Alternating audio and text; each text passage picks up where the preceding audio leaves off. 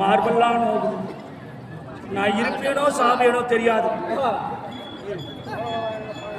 நான் செத்தாலும் இந்த மண்ணு எடுக்குதான் சொந்தம். யாருக்கான சொந்தமா? யாருக்கு சொந்தம் கிடையாது. எப்படியா பசங்களை தின்றதுக்கு வாய் பண்ண யார் நான் தான் ஆகணும். தின்றதுக்கு ஒரு வாய் கொடுக்கணும்னா ஏன் என் பங்காளி எங்க பங்காளி செத்தா நான் சாப்பிடுவேன்.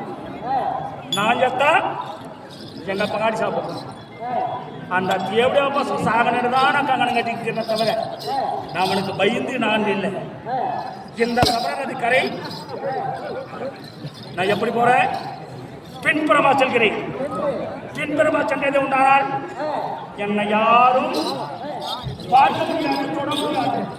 என்ன முடியுமா? நான் கங்கை கரை சென்று நான் நகமணி யாகம் சொல்லக்கூடிய சமரனுக்கு போறேன். முடிஞ்சால் பார்க்கட்டும். செல்லம் நடந்தா சூரியராஜன் வெள்ளம் வெள்ள வேண்டாண்டா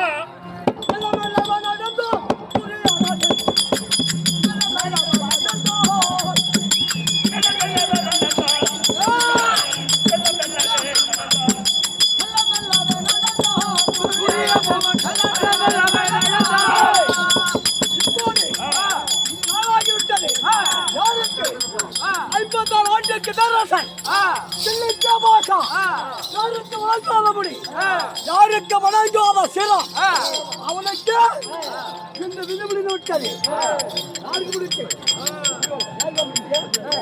யாருக்கு புரிவாதிகளுக்கு என்ன எடுக்கிற இப்போ அந்த சொல்லுங்க தாக்கிறது.